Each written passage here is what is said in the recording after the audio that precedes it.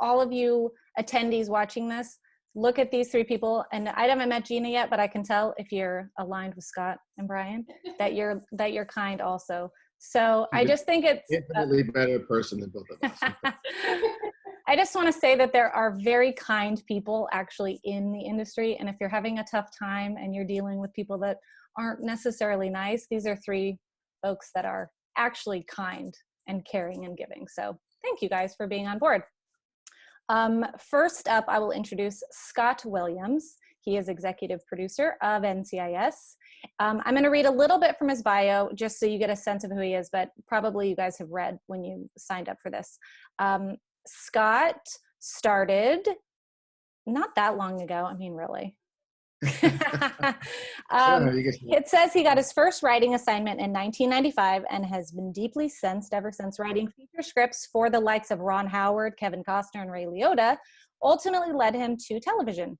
David Milch hired Scott to write an episode of NYPD Blue, which earned him a place on the staff of Brooklyn South. And since then, he's been on Third Watch, Crossing Jordan, Bones, Castle, and now he's on NCIS. Amazing. What a guy. Thanks. Yeah. And aside from that, Scott co-founded Shane's Inspiration, which is the charity that I just mentioned. It's very dear to my heart, and I just love them. They started this to build playgrounds for kids of all abilities to play together. And if you've ever been to Griffith Park, the big playground there is a Shane's Inspiration Park. They've also changed it slightly to Inclusion Matters by Shane's Inspiration. So it's more programs and learning for inclusion, including the playgrounds. But amazing organization. If you guys want to check it out, go to shanesinspiration.org or inclusionmatters.org. Is that right, Scott? That's correct. Good. Next up is Gina. How do you say your last name? Monreal. Monreal. Okay, good. Gina Monreal. She is... She's what? I've been saying it wrong all these years. Damn it. Oh, yes. I saved you. I'm sorry. Gina is, are you a supervising producer on NCIS? Co-EP. Co-EP. Okay, she's co-EP, and I'm going to read a little bit from her bio. She is from a small town outside Milwaukee. We have people out there. She started in Chicago theater, earned your MFA at USC's Writing for Screen and Television, and then went through the CBS Writers Mentoring Program, Writers on the Verge, and the Disney ABC Writing Fellowship. So guys, those things do work. And she was a writer on Brothers and Sisters, which was such a fabulous show. Mm-hmm. And now is your 9th season, upcoming 10th season on NCIS. Amazing. The past season was my 9th season. Yeah. Wow. Scott and I actually came the same year. Ah, nice. Good. And you also have 2 kids at home. Mm-hmm. So that's, yeah, I have one. Molly has a couple. Yeah. Scott has one. Where are they locked up right now, Gina? Where are they? Yeah, where are they? In the closet? They're outside and the door is locked. Right, exactly. Lock in the door. And then last but not least, we have Mr. Brian Dietzen, who has been on NCIS since the very beginning, correct? Almost, yeah. Almost. I was at the end of the first season. That's amazing. I mean, that's like a dream for an actor to start with like a one-time thing and then they just carry on. I mean, wow. So Brian started in Boulder, Colorado, and graduated from there, moved to LA, and this is my favorite part of your whole bio, is that you were in To Justin from Kelly. No, from Justin to Kelly. Yeah. Oh, geez. There's probably a lot of people, I quit. Participants that are going to like get really upset if you Sorry, guys. It's a life changer. It kind of is. I remember watching that. Yeah. It was just like, what am I watching? But it's amazing. I'm just saying, it was ahead of its time. Like a year later, High School Musical came out. So I like to feel like we inspired some people. I think you did, for sure. He's also a writer and co-wrote, produced, and starred in the feature film called Congratulations, which has been in a bunch of festivals and won awards. You're also a documentarian that followed the Wounded Warrior amputee softball team called Thunder versus Lightning. That's very cool. Where can we see that? We just premiered at AFI, actually, AFI Docs. Okay. So we're figuring out what our distribution is going to look like, but we literally just premiered at the beginning of this season. So we're hoping for probably just some wide digital, but we're figuring out what that home's going to look like. Okay. Right now is a tough time for docs to find spaces, but it's actually easier for short docs than for long docs. So hopefully we'll find a place in the next couple months. And it says that you just finished your latest feature film script that's packaged and in production through CAA. So congratulations. Yeah, not in production yet. They're just packaging it right now. They're fine. Right, They're for production. They're doing their thing. I don't know. I'm done with my thing. And you also have some kids. So yeah, where are your kids? They're in the house. I'm in the garage turned office. They're in the house. Yeah, Nice. so I could lock the door like Gina's doing. Nice. All right, so I'm going to get started with some icebreaker questions, and then I'm going to ask you guys some kind of overall questions, and then we're going to get to the attendees jumping in. So first icebreaker question, what are you guys watching right now? Scott. I am watching, well, God, I just finished those amazing 4 episodes of Unorthodox. Yes. That girl, hand of the Emmy now, man. The lead female in that, and the writing, every aspect of it was phenomenal. I agree. Really enjoying that. Really enjoyed the morning show. There's a few things I'm working through, but that's the one I can't kind of stop talking about because it stayed with me the longest. Unorthodox. Yeah. What about recently that I really liked? I think there's something that's not new, but Modern Love. Those little half-hour vignettes, really well done, really lovely and fun. So I'm trying not to burn through those too quickly either, but kind of trying to pace myself out. So that's sort of what I've been watching of late, and lots of documentaries, Brian. So it's a great time for documentaries. So. Gina, what about you? What are you watching? I'm a little behind because my kids are still small, so I feel like I missed out on about 3 or 4 years of TV and movies. That I just finished Fleabag, which I loved, and Mindhunter, which I thought was great as well. I'm gearing up to start the last season of Better Call Saul. I really like that show, so I have a feeling that last season's going to break my heart, so I'm kind of avoiding it, but want to watch it at the same time. So that'll be my next up. And what about you, Brian? We just did Ozark, the latest season of Ozark. We burned through that really quick. Speaking of Emmys, that guy played Laura Linney's brother. It's just incredible. Broke my heart. That's fantastic. And right now we're going through some stuff we haven't seen before. We have 2 kids also, so we've missed out on some stuff. So we're going through like old seasons of Fargo and stuff. But my daughter actually just turned 13, so we're introducing her to some stuff now that now I'm binging because she's watching it. So we're going through The Office and Parks and Rec and Community and just stuff that's like not gonna make us want to slit our wrists right now. Like we're not binging The Handmaid's Tale or anything. So yeah. Right. I tell you, it was recommended to me recently. Little Fires Everywhere, wonderful show, wonderful performances. But I agree with you. In these tough times, 2 episodes in, I was like, you know what, my heart hurts enough. I'm kind of like, I don't really want to do this anymore. And so we've stopped at 3 episodes. But I'm sure the rest of it is great, and I'll watch it someday in better times. But yeah, it's really a matter of what helps you break out and escape and all that stuff. So I'm sure there's a lot of really great shows that I've chickened out on that I'm not mentioning, but we'll get to them eventually. I also love Unorthodox. That's the one that I actually caught up on because I have a small child too, so I'm usually watching like cartoons and all the ridiculous Trolls. Like, I saw Trolls. Because it was 4 very succinct, tight, well-told episodes too. You didn't have to commit 10 episodes to it because some of these, I won't mention any, but there's like a few that are just like, I'm like, come on, get to it. You know. You're repeating this point that you hit in episode 2. I got it, but it's episode 8. Let's finish this thing up, you know. Right. And I hate being a short attention span theater guy, but truly, it's sort of like tell it right. Just tell as much story as you need to. The 4 episodes of Unorthodox, it left me satisfied, but still wanting more, but still satisfied.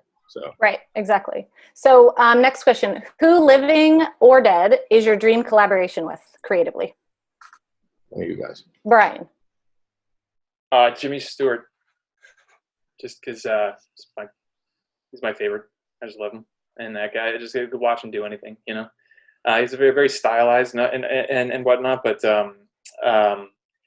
he's served as my inspiration for a long time, and from all accounts, he's just a good human being as well. So yeah, since I was young, I've enjoyed watching him, and since I was in college, I've always heard the same adage, which is when you start working, just try to find people who aren't dicks. And sounds like he was a nice guy.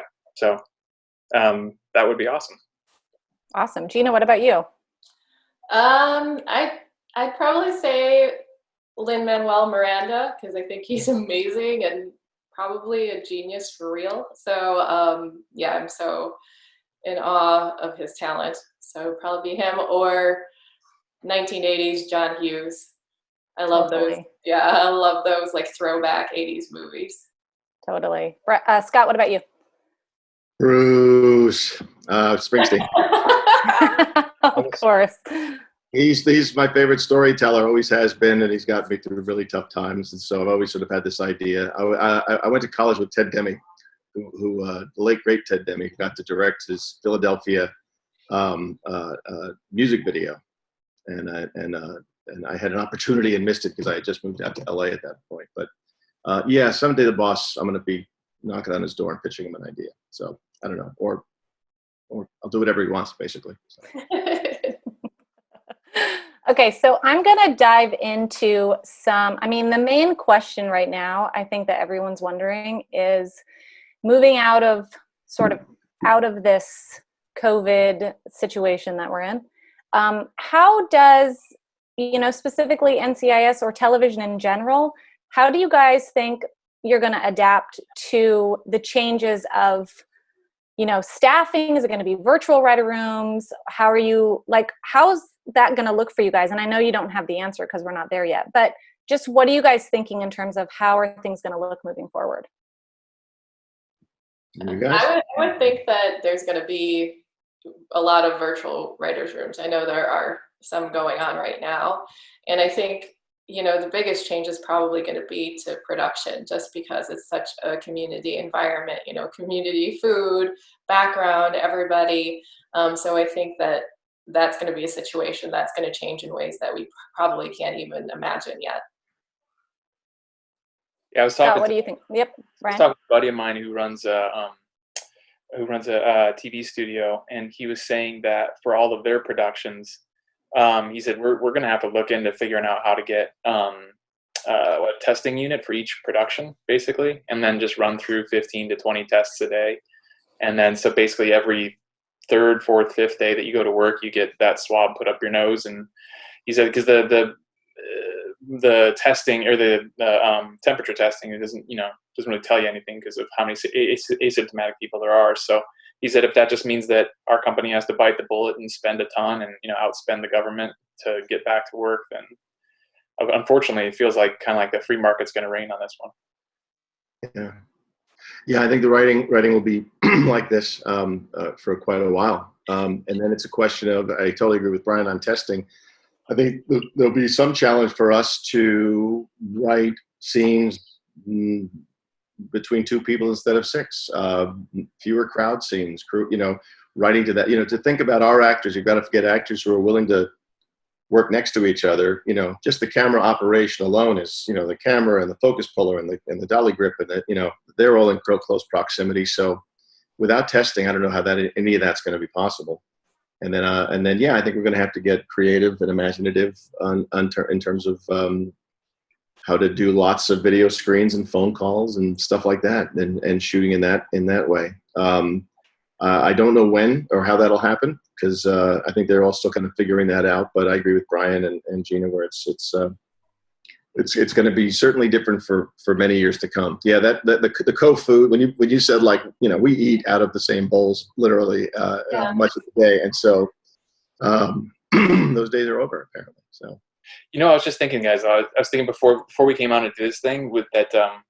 One of our writers did this brilliant script this year Chris Whale wrote the script where all of our actors played the participants, the subjects of a cold case. So we all played extra roles. So we were the guest cast also. I was like, we could just do that like 24 times this year. And then, at least we know we're not infecting other people. Because I mean, like being a guest on, I mean, like, hey, welcome, and then you go home and you have the disease. You know? You just want to act more. Come on, be honest. So I'm going to throw a question to Robin Fusco. Robin, can you hear us? I see you're on mute. So there you go. Yes. She has a follow-up question to this. Hi, I know that quarantine staffing season has to be weird for everyone, but especially for lower level writers. I was wondering if you have any suggestions as how we can keep moving forward and ensure we stay on people's radars.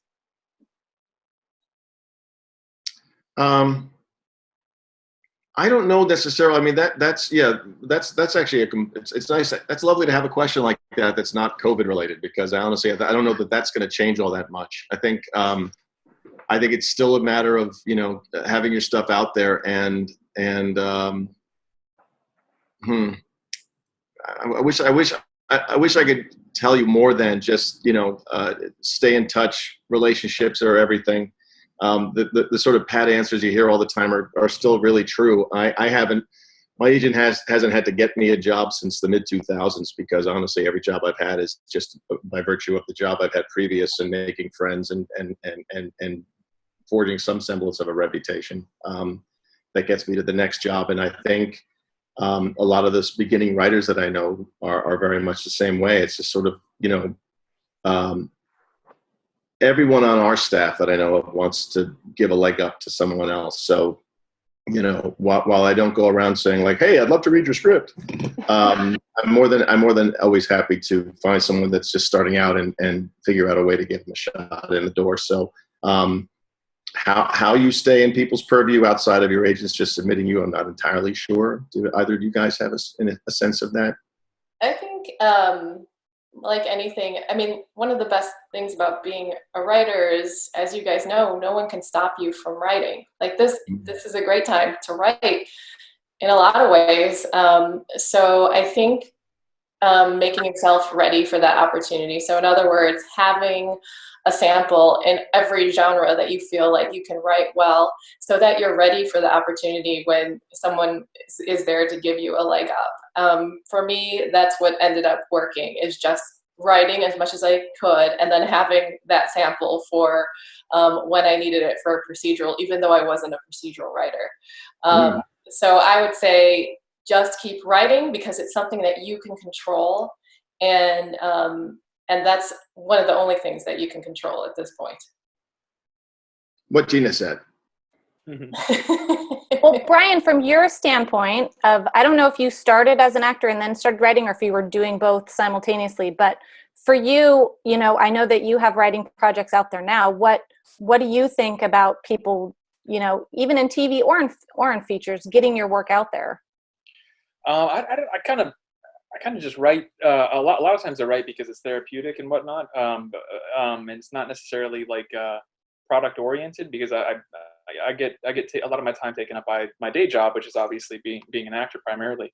But yeah, to what Gina said, I think right now is a fantastic time to just get work out there, but also respecting the fact that, like, a lot of us, it's okay if you don't feel inspired right now, because you know, it's a pandemic. There's a lot of people that have a lot larger issues on their plate you know, rather than who's going to read my pilot and whatnot. But also that doesn't mean that you can't still exercise those muscles and whatnot. In fact, like I sat down to write about 2.5 weeks ago, and I was sitting there staring at the screen going, what is going on? And then I realized, well, it's because my brain is like too overloaded with stuff, you know, with the news and I mean, obviously, you know, concerns for my family and all that sort of thing.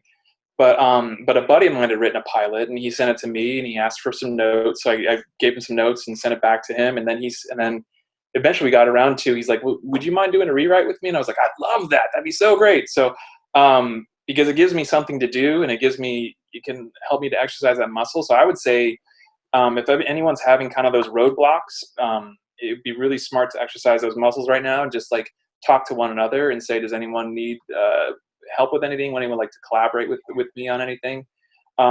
because I think moving is the most important thing right now, and staying still and staying stagnant is not only unhealthy for your career, but also for your spirit, you know. And speaking of that, you guys writing, what is your own personal process? I know that everybody's always curious about how each other writes. Do you guys, and this can be for either way, do you guys heavily outline? Are you somebody who like free writes? Do you get your first act right and then continue on? Or like, what's your process personally? What do you like the best? Gina? Well, if you're on a show, they'll have a process that you kind of have to fit into that box. But for me, I like to know where I'm writing to. So I outline first, and I like to know the ending.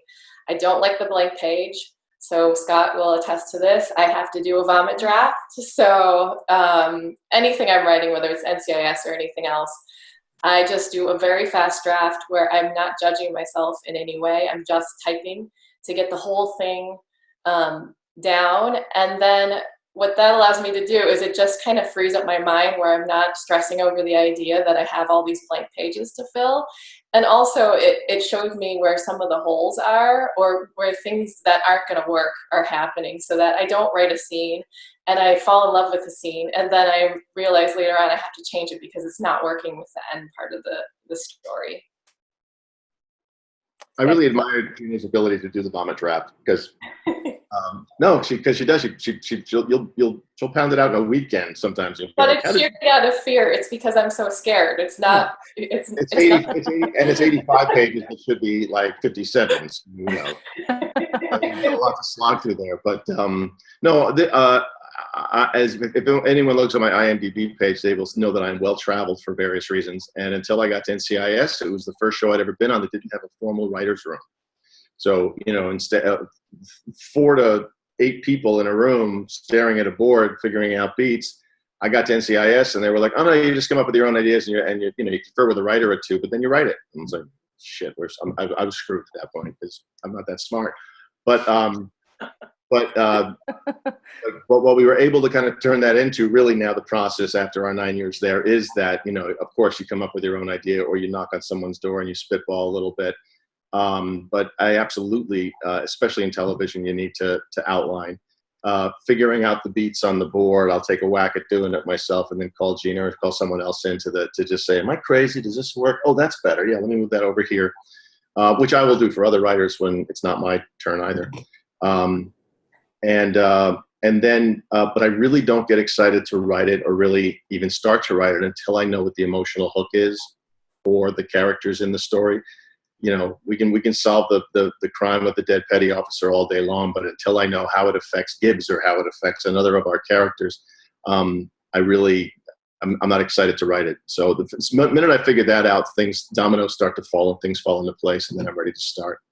And, you know, deadlines are great in television because, you know, they always say, "How long does it take you to write a script?" And I always say, "How long do I have?" Because if you give me 2 months, I'll piss away 2 months doing it. Or if you give me, "This has to be ready Thursday." "You got it, boss." You know, that. But that's my process anyway. I need. What is the average? I mean, I know you just joked about 2 months or 2 days, but what is the average? From the time we figure it out, break it, pitch it to the network, get them to approve it, write an outline for it, get that approved, get it, you know, it's all in is about a month, I would say, till the time you start shooting it, or at least it goes into production, which is 5 weeks. You know, it's once you go to that concept meeting, it's another week of prep, and then you start shooting an 8-day episode. So I'd say from germ of an idea, it can be done in about a month. You know, unless it needs to be faster. Gina? Yeah, no, I agree. It's about a month. And I would say, just as a little bit of advice, someone like Scott, he's an amazing writer and he can write fast and good at the same time, like really fast and really good at the same time. Someone like me, I can't do that. I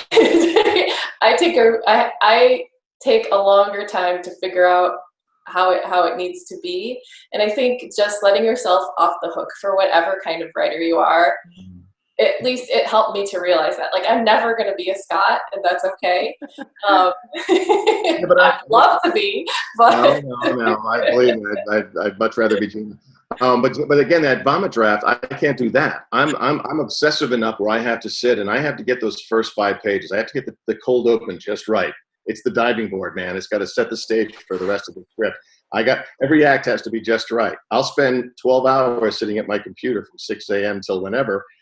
And I'm always popping in the morning, just writing. And then the next morning, the worst thing I can do if I want to move forward is reread what I wrote the day before, because inevitably I waste a day rewriting that again. So I have to get everything just right until I can't say, I'm just going to phone that scene in and I'll get back to it. No, I have to get it right. And that's my own dilemma. So I can, once I've gotten it outlined, the outlining process is much, much harder than the script, I find. If you've outlined well enough, the script is a lot more fun. But the outlining part is you're writing the script before you write the script, and it's like, hey, figuring all that stuff out is a brain cramper. So, yeah. Ryan, what's your process when you write? Mine's always been that I just start writing, and I have a loose outline, just for feature stuff, where I have a very loose outline. But I just find that if I like this last one that I did, I did it in probably about like 10, 12 days of just wrote around 90 pages, 100 pages, something like that.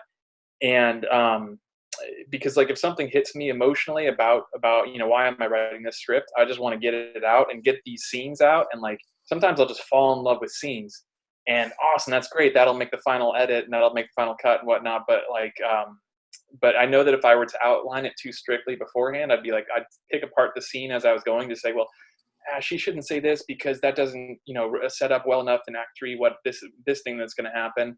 And that's the good part about a feature, though, is that you can just kind of do that without any need to understand, is this going to ruin the reveal in Act 4, the end of Act 3 going into Act 4. But after I had that really, long session of just writing, then I had like my friend who was my writing partner on this last script come in and be like, okay, cool, that's great. Congratulations. Now let's just tear it all down and like let's build it up, and then we just like that. The very where you just go and break bones and stuff, and you're like, God, I hate all that like save the cat stuff of like format and everything, but it makes so much sense, damn it, like but then you find a way, for me anyhow, I find that's a way for me to service like the emotional need that I have in forming some of those scenes. And saying like, okay, those are still going to survive and live within this thing, but now they're going to be formatted in and make sense for the end product. So that's kind of my methodology so far. Awesome. We are going to go to Kevin. Hi, thank you all for doing this. My question as to spec scripts, for instance, truly how deep need a writer go for a limited series of say 6 to 8 episodes? Obviously a fully written pilot, but also an outline of events and character arcs for all episodes, and say a long-term series, same questions. Oh, how to go about it, or well, say you've got a pitch coming, how far in advance do you need to have the show planned? Well, anytime I've done development for any kind of pilot, it's always been, throw everything into the pilot. Don't save anything for episode 2. Put everything into everything to the kitchen sink in episode 1. Even if you're going to like dangle a mystery at the end. Another axiom I've always heard is, some people don't like origin stories. I love origin stories. I want to see how things started. They want to see a pilot where things are happening in the current day and the team already knows each other and you're going to be introduced to everybody. And maybe I'm talking from a more networked sense as opposed to what's great out there right now. Yeah. Origin stories don't get visited until later on, maybe like in season 2 or 3. But I love a good origin story. And yes, I when I was writing a pilot and I was working at Bones, I was writing a pilot for 20th, and yeah, that was told to me going like, what will I told them this great idea that I had for episode 2 and 3, and they were like, no, stick that in your pilot. Stick the whole damn thing in there. Like make everybody super excited about this. So don't save anything. And yeah, then they want to know, well, where's it going? What might be your arc? If it's 6 to 8 episodes, they probably want to know how the whole damn thing ends. If it's something that's going to be ongoing and you hope to get 15 to 20 episodes a year for years to come, yeah, they just want to know what's sort of what can we expect week to week. So, Gina or Brian? Yeah, I think they'll ask you, like, if it's going to be, they'll ask you up to season 5 usually. And when they ask you about future seasons, it's just a general arc of what's happening in each season. You're not expected to figure out to break every episode of season 4 or something like that. They just want to know that you know where the characters are going. And I think they also understand that just because you say that in a pitch doesn't mean that that's where the story might end up going, because sometimes you get a phenomenal actor and you want to keep that character when you planned on killing that character off in season 2. So they understand that it's always open. I think that what they want more than anything is to know that you have a vision and a plan. Mm. And so specifically for NCIS, Scott, you mentioned that you guys have to come up with ideas and then you go write. I mean, for all of you, where do your ideas come from? And I hate that question because it's like, well, they come from my imagination. But do you have researchers? Are people pitching, stories or real things that happen that you turn them into fictional storylines? Or where do your ideas come from? Where do you generate all of those beginnings? Brian Dietzen tells me what he'd like to do in an episode, and then I go and write it. So that's what I do. Brian does have a lot of really good ideas. NCIS is about this incredible medical examiner. Surrounded by this fully capable team. Very capable. Very capable. Gina, go ahead. You go first. A lot of my ideas will just come from like a line in an article. I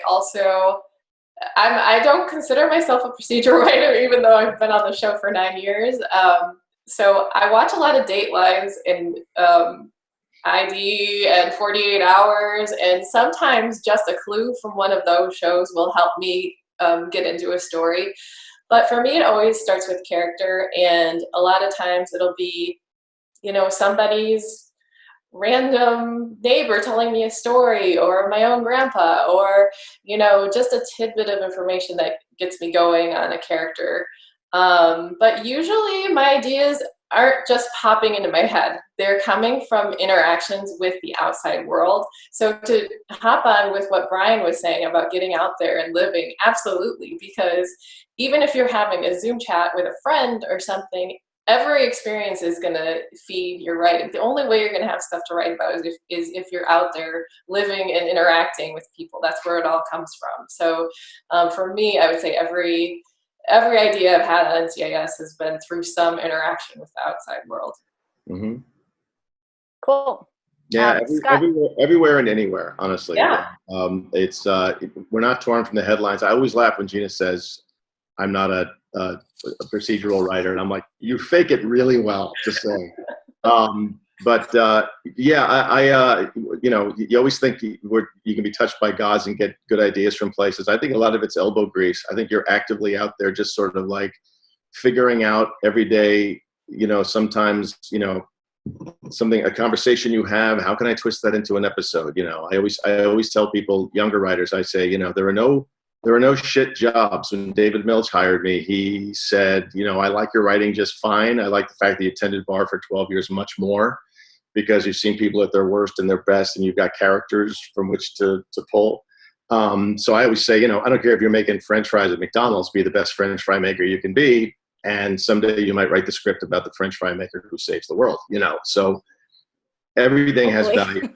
Yeah, right. But everything has value in terms of story, and every single time we finish, and Gina and I, we all suffer with the same thing. Every single writer on our staff and every single writer I know, when you finish one, man, you've got that blank page, that little bit of, for me, that panic of, oh shit, this next one's where I get found out that I don't know what I'm doing, because you just have to conquer that beast over and over and over again. And then you get the germ of the idea, and you're like, ooh, and then you figure out the personal hook, and you're like, yay, I can start, I think that's universal for anyone of us who's writing. We all go, I don't know what I'm doing. And then you start writing, and then you're excited. Gina and I joined in season 9 when they were about to shoot episode 200. My first episode was number 192. And I think the first 6 things I pitched to them, what about this? What about that? What about this? No, we did that in season 2. No, we did that in season 4. No, we did that. And so we were screwed. I was screwed for story. And then we just figured out, you go back to, okay, what do our characters need? who's not been served this season yet? Who needs? My first episode was a Ducky story. No one had done a Ducky story yet, and it was episode 7. Great, I'll do a Ducky story, and that sort of helps kick off the idea.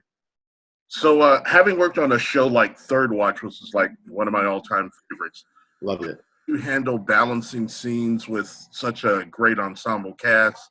Was there anything you did beyond, the basic having an A, B, C, D storyline that helped you kind of balance everything out? That was one of the great. I got to say, that was one of the great joys. I joined that in season 3, and in my first season, 9/11 happened, and so on September 11th it happened, and then on September 12th, Ed Bernero and I were sitting in John Wells's office trying to figure out. We have a show about New York City cops, firemen, and paramedics. Not only can we go on, but should we go on? Like, what's the world look like? It's a little bit of what we're dealing with right now, Right. And it took a little bit of time to. I loved the show anyway already because I'm a New Yorker and a ton of my friends are cops and firemen, and so these are people I relate to and love, and I loved writing about them, and I love being able to call them up and go, hey, I need a story, tell me some things, tell me about your day. But when 9/11 happened, obviously everything really deepened on that show. So I was with the show throughout the rest of its run, and it was just it was a great. It's from that John Wells camp, so it has that sort of ER rhythm. It has that sort of guerrilla filmmaking style. We had our DP, Glennie Kershaw, was, we would be shooting in these horrible tenant apartments, and our actors, would be, if they wanted to go to the bathroom, they had to walk 4 blocks through a really bad neighborhood to go use the bathroom. And there was just something about that blue collar aspect of it, I think, that made the show feel grittier and feel cooler. I'm not exactly sure what your question was in terms of how to balance it out, but yeah, you had to solve a crime a week, A, B, and C story. You had to solve that crime. You had to catch the bad guy, and then there was some interpersonal story that you had to deal with, and then the C story would often be the thing that was the runner throughout multiple episodes. Faith is dealing with breast cancer. Well, there's a season-long arc. So the C is just making sure you address that in each episode, big or small. So it was the only show I ever worked on. I don't know if I can describe it, but we drew a line because we were so serialized, much more serialized than anything I've been on since. We really had to be in touch with where we were heading with certain characters. So our writer's room was like 4 whiteboards, and there'd be a line covering like 4 or 5 episodes with little balloons, and this is where Faith goes to the doctor and finds out, and over here is going to be where it was the only time it was a great place to learn under John Wells for sure, and Ed Bernero too, who's a brilliant writer as well. So thanks for watching the show. I wish to God that show would come out on Netflix or something, because it sort of went away after it went off the air. I wish somebody would pick it up. So good. Loved it. So good. Thank you very much. Awesome. Hey, Brian, I want to ask you a question. Mm-hmm. Have you written an episode of NCIS? No.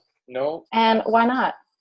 I have not yet been invited or asked. No, I'd love to at some point, but that's also one of those things that to me is it's something I'd love to be a part of, and I'd love to do at any point I've ever asked. But also, it's one of those things where you look at that and you go, well, I'd also love to be a series regular on Breaking Bad. That's cool too. I mean, like they've got it handled. They really are doing an amazing job. So for me to stick my nose in and say, hey guys, I really think that I deserve this or earn this, I don't know that's my place necessarily. If there's an opportunity to do an outside script, or collaborate with someone, then I would absolutely love to. But I think the reason that our show runs so well and has run so successfully for so long is because these writers each week and turning out the products they have, and we as actors have been doing our jobs as well. That said, I hope there's room for it at some point. I'd love to, and I'm more than open to it. I'd be very excited to. We're very lucky on the show though too, because we are we welcome some degree of collaboration with our actors, and I certainly love it for Brian. The last few years, this last one we just did in the diner, the one we did years ago, with Brian on a window ledge, talking a jumper off the ledge. I was able to, talk to Brian in the planning phase of that and say, hey, is there any point of view that you would like to infuse into this? What do you think Jimmy's point of view in this? And what is some of Brian's point of view? So short of giving me actual dialogue or scenes to write, Brian's at least able to tell me, I've done some intense rewriting with Brian, right? You'll attest to that, Brian, where we sit down over lunch and just kind of go, oh, this scene, I would love to be able to say that. And that was me and Brian's introduction, I think, to working together was on Keep Going was the name of the episode.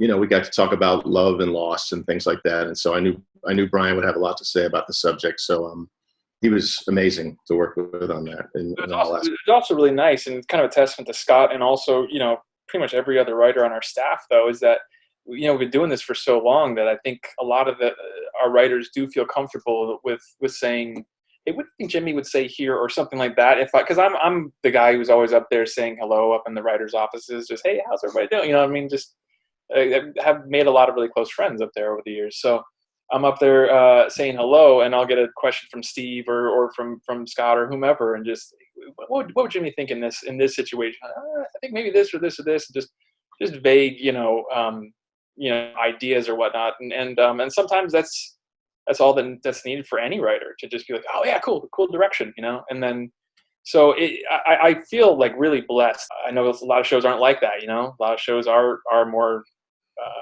Aaron Sorkin-y, where it's my way or the highway, and I think up there it's we have a great respect for one another's craft, but also a respect for the fact that each of us has a voice and we've each been here for a long time, so why not use those voices? I can just visualize people watching this going, God, I want to be on that show. Like I want to have the opportunity to come and write or be involved with you guys. So, and it made me think of like when somebody does, how does a new writer or somebody who's up and coming in TV writing, is it literally just from an agent getting on board? How does a new person potentially get, like Gina, I know that you did Brothers and Sisters and then that jumped you to NCIS, but how does somebody get from that place of writing their own stuff to getting staffed on a show? For me, it was going through a lot of the writers' programs. That worked for me, but in almost all the cases that I know of, it's always somebody whether it's through a program, whether it's a friend of somebody getting their hands on your material and passing it along for you. So that's why relationships are so important, almost as important as your samples, because if you are sitting home with a stack of 10 samples that are amazing, if no one's reading them, it's not going to get you anywhere. So it's kind of a difficult situation for a lot of writers, because myself included, it's hard for me to network and talk to new people and put myself out there. But that is 50% of the job of being a writer, is getting yourself out there and getting read. Honestly, it's collect no's, get out there, and it sounds trite again, but it's like I was told that early on in my career, where I was getting turned down all over town, and then it just something switched in my brain where I was told by someone to don't just keep sending your stuff out there, and eventually you're going to collect a lot of no's, but it's just going to get you one step closer to hearing yes. And I know that sounds like a bumper sticker or a hang in there baby poster or whatever, but but it's true. It's a cliche for a reason, because it's really true. It's really just, and yes, it's a very solitary endeavor, writing.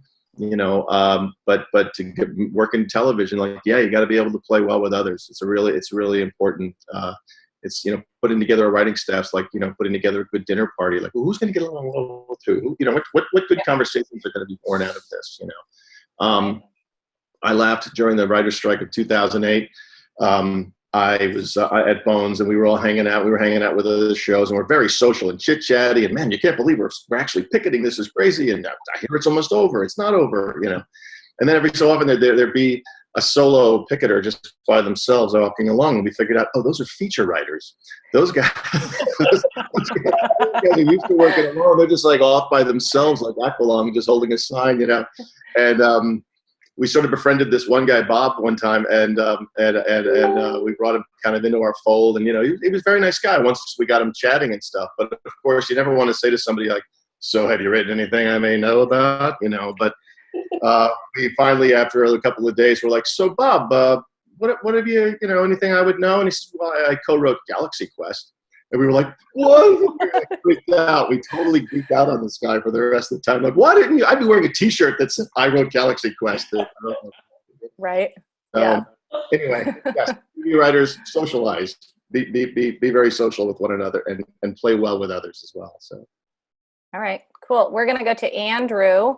Like, want to understand is like, what's like key for a successful pitch? Like, can you inform me about that, please? Starting with a great character is key, and then they're always going to ask, what's the hook? What is the hook of the show? What's getting people to watch? What's different about your show that's pulling people in? And also, just to talk about pitching for a minute, pitching is a way different skill than writing. For me, it's really difficult, like I said, because I'm not someone who just puts myself out there all the time. So having to hold a room for 20 minutes on your own, for me, is a really difficult skill that I have to practice. So you could be a great storyteller and writer and not a great pitcher, or vice versa. I've seen both. So I would say when you go into the room, they want it to be good. That's the other thing. The people listening want it to be really good. That's what they want. So just if you can use that energy and find that confidence within yourself that is like, listen, I'm about to tell you the story of your life. Like, this is going to be the most amazing story you've ever heard. I think having that confidence goes a long way in a pitch as well. Yeah, being able to grab them in the first, you know, again, with the script, they'll say, you know, grab them in the first 10 pages. With a pitch, there's something about either being able to deliver it in a log line. You know, it's about this guy, Walter White, who's a science teacher, and he gets cancer, and he decides to make crystal meth to pay his medical bills. Like, right from there, you've kind of got the room like, I'm listening, and then you can kind of get into the backstory. Or as Gina says, if you enroll them in a really great character and maybe up front, you just say, like, just hang with me for like 5 minutes because I promise you this is all going somewhere. It's kind of like a good Rachel Maddow, you know, when you sit down to Rachel Maddow and she starts telling you, you know, some really long, intricate story before 5 minutes in, she gets to the point that makes you go, holy shit. So, but when you're doing a pitch like that, you can't afford to be a Maddow sometimes. And I think you have to kind of sometimes lead with the juice and kind of go, okay, here's where it's headed, but let me tell you how I'm going to get there. That's worked for me in the past. So, yeah. What excites you guys when you, Brian, I'll let you answer that, but then I'm going to add into this. What do you think for you guys excites you when you hear, you know, any of your friends or anyone that you're connected to tell you a story idea? What are the things currently that sort of make your brain get excited, or, you know, are there specific things that really sort of get you? That you're like, yes. This is something I haven't heard before, frankly. I think it's just, you know, when I hear something, oh, shit, I never thought of that. That's great, you know. I can't tell you how many friends, especially when I was writing on Third Watch, going like, I got an idea for a police show, man. A wacky precinct where they send the worst cops in New York. They send them all to this crazy precinct, and they're all working in that one precinct. And I'm like, that's like every cop show I know. So, you know, an original idea will get my attention every time. Brian? Yeah, I think that, like, you know, the world didn't know Don Draper till it knew Don Draper, right? So, like, you know, so it's like, well, you pitch something like Mad Men, and then all of a sudden you go, oh, how about that? Like, you didn't, like, what Scott was saying a while ago about saying, you know, we need to put everything from the good stuff from episodes 3, 4, 5 into the pilot. You know, Matt Weiner, when he writes that show, like, specifically is successful because he reduces that and doesn't do that. He buries the lead so much that you don't even know what the hook of the show is until the last, like, 3 minutes. And it's fascinating that way. But the reason it's fascinating is because it hadn't been done until then. So I think that anytime I hear of a pitch for something that sounds outlandish, and sometimes I'm like, I kind of do one of these, I'm like, that's kind of a little bit stupid, you know. If my initial reaction is that, it's usually like, well, it probably means that it's something I haven't seen before, so that's why I'm recoiling a little bit. So you should probably tell me more, and then it's just about refining the pitch. Like Gino said, sometimes you can be the greatest writer on the planet and not be good at pitching. Like I have some of my friends who are phenomenal actors and audition worth of shit, because they're not going in as salesmen. They're going in as real artists saying, no, I have this thing inside me and I can express it when I'm given a script. But when I'm going in and there's all this falsehood of I have to get to know people in glad hand and smile in front of the camera. And my scene partner is a guy who doesn't want to be there reading off a script for the 20th time. To them, that's not a performance. So they don't succeed in that way. So I think if you have something that's unique, something that people have not seen before, and you can get, and you don't know how to sell it, how to pitch it, to find someone who's just really good in a room and saying, I don't know how to get this done necessarily. Can you help me? I've never seen a TV show ever done by one person. So if that means that you get another person to help you to pitch it, I think that's a really smart idea. Mm-hmm. Cool. Let's go to Patrick has a question about NCIS. Yeah, I was wondering, do you guys do a read through with the cast for each episode? And if so, do you then make changes to your script based on the read? Yeah. We do. We definitely do a read through. It's a stressful day for the writer.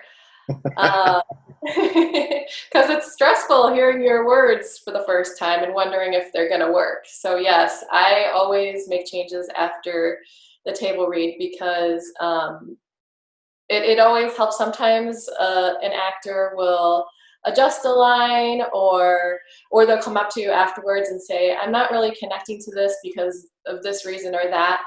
So the table read for me is always a great time to collaborate in a way and get everybody on the same page before you all jump in and start production. Yeah, they're invaluable for all those reasons. And yes, your heart is in your throat throughout because you're thinking like, oh God, I hope they buy into this basically. And so that's why we always appreciate when actors actually read it with some energy or get the purpose of it is like, okay, this is the first time you're going to hear it. Let me put something into this as opposed to, just like, we don't have actors like old shows that I've worked on in the past. Yeah, and yes, we absolutely make changes. It's also an opportunity, I think, for some cast members when you're doing the rigors of a 24 episode per season show. There are some actors who have very busy lives on the side, so they'll sometimes get a script and read their own scenes. You know what I mean, and not kind of get what the entire picture is. So it's at least that one time where everybody's there, no one has the excuse of, oh, sorry, I only read my own scenes, where they can hear how the whole thing is formed and how their scenes serve the rest of the script. So it helps in that regard too. But yeah, Brian, you, as an actor, how do you love it? Because Brian always notes. Always. Well, it's just that there's so much stuff that's wrong. No, I joke, of course. No, it's for me. I remember one time, I think it was Steve that I was talking to, and I asked him. We get a white copy of the script, and then the night before the read through, which is the final day of production of the previous episode, we all take off of lunch. And we have an hour-long lunch, and then we read the next episode, which is the blue script. So they come out with new pages, and usually those are notes that are taken and adjusted by the writer, and notes from the network, from other producers, from sometimes like location changes or whatever it has to be. But usually not as many from the cast, because the cast, the first time they're hearing it out loud is at the table read. But I remember, I think it was Steve that I was talking to one time. Steve Binder's one of our showrunners, and I said, I think that this line, can I change it a little bit to this thing after I got the white pages? And he said, sell me on it at the table read. I was like, all right, cool. So coming to the table read, I know that and it wasn't I'm not going to go off on some crazy 5-minute diatribe. But it was just a rejiggering of the line, and then did it still get a laugh? Did it still get what I wanted out of it? And if it did, then that's awesome. If it goes thud, then I'm just like, oh, I think maybe you had it right the first time, So yeah, it's time for us to hopefully kind of put our egos away and just say what works best, and hopefully all the actors are. It's great when we can have like a full slate of actors, like all of our guest stars and stuff. If we don't, then one of the other writers or one of us actors fills in a couple roles. But it's nice to have everyone there, and then you just like, you look around and like, all right, we're all gonna play make believe together. This is our production, you know. And for 1 week, we all get to make a movie together. So it's really cool. Brian, how does being both an actor and a writer, how do those help you in the other world? So how does acting help you in writing and vice versa? I like to try and get as educated as I can to try and make myself as better as an actor, you know, and that's why I started writing. And also I started writing because I was like, well, no one else is going to write a movie for me, so I might as well write one for myself, you know. But I also took like an editing class down at the North Hollywood Community College, and just try to get as much stuff in my brain as possible, so that when I'm on stage and when I'm doing my thing, that it's gonna come across better, you know. And so I try to write as much as possible to understand what these guys are giving out every week, and also just to inform my acting process, because I felt like I'm at a solid place as an actor as far as my process is concerned. So let's see how I can make that easier on myself by putting writing into the process as well. And that's when I started. But so when I started writing, it was all just very dialogue-y scenes, because all I cared about was the actors' mouths moving. and then it evolved from there, you know. But I think it's really important. I think every writer should take an improv class.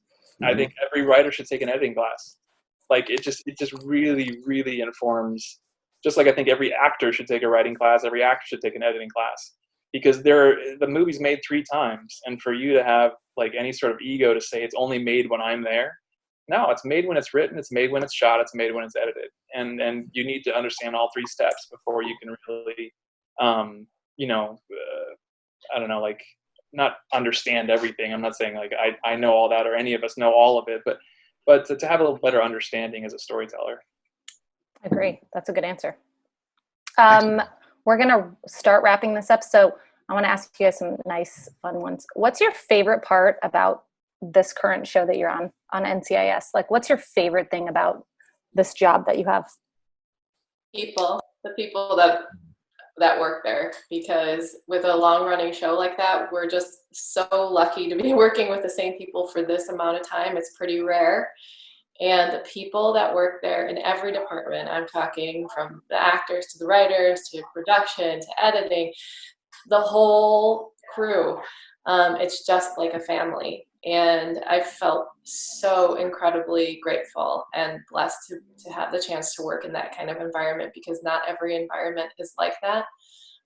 So for me, by far, the best part about it is the people. Yeah, that's really it in a nutshell. When I left Castle to come to NCIS, I was at my first season at Castle, and I was having a great crew, great cast. And I got an amazing offer from Gary Glassberg to come and join NCIS. And I was like, no, I don't know anything about the Navy. And he goes, look, it's a good cop show with jokes and heart. And, you know, it's like, it's what we do. And when I watched it, because actually I was too focused on the shows I was on to ever watch it, I was like, oh, this is great. I love these people. But when I knocked on trailer doors to say goodbye to Castle, I went over to Nathan Fillion and I said, dude, I'm moving on. He goes, I heard, why are you leaving? What are you doing? I go, I got an offer from NCIS. He went, oh, well, he goes, I hear that's the best gig in town. Like Nathan Fillion couldn't even deny. He goes, any friends of mine who've ever worked on it, anybody who's ever visited, they just say soup to nuts. It's the greatest quality of life you could possibly have in entertainment. And it's really true. When I got there, I thought I was being punked. I thought, like, you know, this is people are being way too nice to me. But guest actors always never want to leave either. And yeah, so day to day, writing on a show that one doesn't take itself too seriously and that mixes humor with drama and pathos is a wonderful thing. And then, yeah, as Gina says, honestly, getting to work with people like Gina every day is, boy, can't ask for better than that. So. Oh, but not Brian. He's okay. Getting to work with Brian, getting to work with people like Gina, you know, makes working with Brian worthwhile.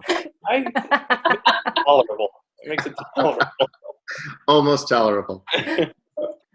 Brian, do you want to answer that, or should I move on to the Yeah, I mean, it's the short answer is just a summation. I mean, they already said it. It's the human Right. being there, and we've been so blessed, and just in the last, it seems like we keep getting more and more good people too. You know, like a year and a half ago, we got Deanna Reesnover came up and started playing with me. She's one of my favorite people on the planet. She's fantastic. So, yeah, we keep getting more good people, and I think just kind of comes from the top down. People work hard, and when you work hard, it shows, and you get a little less stressed because you're like, okay, everyone's got their jobs handled. It's good. When I joined in season 9, I thought you guys would all be phoning it in by then. I figured, okay, they're coming up on episode 200. You know, maybe I'll do another season or 2 of this thing, and then I'll move on. But I got there and very quickly discovered Mark Harmon cares a lot, and everyone else around him cared a lot about the quality of the show and telling new and fresh stories and pushing the envelope in his mind. But yeah, they don't phone it in for a second. The joke was made when we cut the cake on 200. Michael Weatherly made the joke of like, hey, everybody, we're halfway there. And everybody laughed. And then, you know, before the pandemic hit, we were getting ready to shoot episode 400. So never dreamed we'd kind of get there. So it'll have to wait till next season. Crazy. I mean, I honestly, from talking to you guys, I feel like I've just been wrapped in this big, warm virtual hug of like, oh, it's I mean it. I'm not saying that I'm super cheesy, so I am a cheesy person. So I'm saying You that. just haven't been hugged in so long, all of us. I know, it's like, hi guys, hi friends. Nice. And so I'm going to wrap this up with you guys, but I just want to have one final kind of, you guys get to say whatever you want to say, give advice, or, you know, plug something that you're doing or anything like that. But what's your last words of inspiration or, you know, encouragement or anything for all of our wonderful attendees? Oh God, who wants to go first? I'll go first. I would say 2 things. One, to try to keep your story simple. That's my biggest challenge. It's super hard actually to tell a simple story. It always just keeps getting more and more complicated. So just try to come back to being simple, and a lot of times your story will be more straightforward and clear. But my overall advice would be just keep going. I know when I graduated SC, they said it usually takes people 7 years to break in. And a lot of my classmates stopped writing before that 7 years. And the ones who didn't actually did break in after 7 years. So you're going to hear a lot of no's. I know I've heard a ton of no's. Don't let it discourage you. If you have something to say, keep going, keep writing. Your voice is important and the world needs it and you need to get it out there. So please, please, please don't give up on yourself. Keep going. Thank you. I don't know how to talk. Go ahead, Brian. Yeah. Go. Oh, I would just say the thing that I was told by my mentor was he would sit us all down as we're doing like vocal physical prep stuff in college and say, just be good people. That's where it all begins and ends with. It's just being good people. And because good people listen, you know, people who are self-absorbed don't. And if you're a good person and you are in it for the right reasons, meaning that you want to create, you want to be an artist, you're going to have to listen a lot, you know, and that means hearing no's a lot, but it also means hearing the occasional yes, which is pretty fantastic.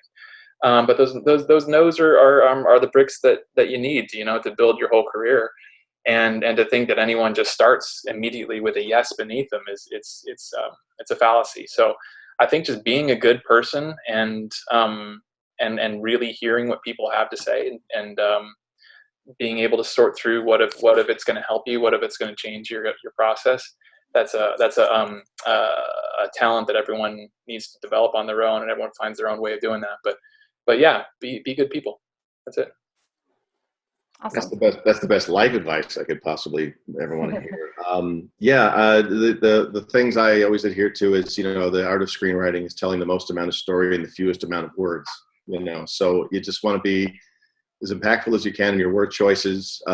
Write your vomit draft, but then trim that thing down nicely. I read a friend's script recently, and you know, just these giant, beautiful, you know, blocks of prose that were just getting in the way from eventually telling the story. Things that I had to weed through to just get through to a great story. So, as David Milch again once told me a long time ago, he goes, "You'll be okay as soon as you learn a little bit of economy." And I didn't know what he meant, but he says, you know, not every not every thought in a person's head needs to come out their tongue. You know, you got to let the audience kind of watch and play. So a lot of times, Gina will attest to this. We'll put in lines that the actors will say, "Can I give you this with a look?" And it's exactly what we want, but we wanted to know what kind of a look to give. So we'll put the line in there. But that's where you actually allow the audience to play along, where you can kind of look at Jimmy Palmer and read what's on his mind when he shoots that look to Gibbs.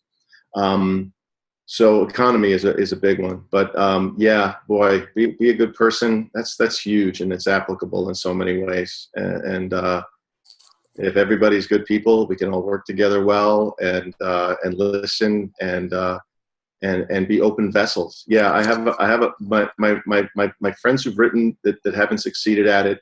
A lot of them lived in a little bit of fear. You know, what if I put this out there and someone steals my idea? Or what if I put, you know, like they're so you got to be a little bit fearless, and you really got to be willing to have your heart broken. You really got to be willing to be told you're not Shakespeare. You know, like you finish something and go, "Look at me, look what I did," and then you hand it out and you cringe and you wait. And yeah, sometimes you get news you don't like to hear, but you get seasoned with that over time. There's no overnight successes in this business. I know they seem like it, but behind every overnight success that I know has a good 10 to 15 solid years of hard work behind them. So keep going, as Gina says. Just never stop. Don't hang your hat on that one script that you've written that you're dying to get made. As soon as you finish the one, sure, while you're shopping that or mailing it all over town, start another one. Have a whole stack ready to go. So yeah, that's about all I would say. Just love yourselves. Thank you guys so much for being on here. I'm truly just so honored that you all agreed to come on board and talk to everybody. I mean, we're getting so many thank yous for just the heartwarming conversation. And I 100% agree. Just be a good person, be nice, be kind, care about people, do things to help other people, and you usually get it back to you. So, and you guys are, I mean, you're on like the #1 show. Obviously that is going through the air, you know, the TV screen, and it shows. If you guys care and you love something, it shows and people respond to that. So from all of us at ISA, we just tremendously thank you for coming on and talking with us. It's been a really great conversation. Thank you. Yeah. And everyone who's on here, check out our event page. We have these every Friday, and usually, you know, coming up for May every Wednesday also. And Craig, do you want to say anything to close us out? Thank you, Brian, Scott, and Gina. Everything that you just said at the end there, I mean, it's so obvious that you guys care.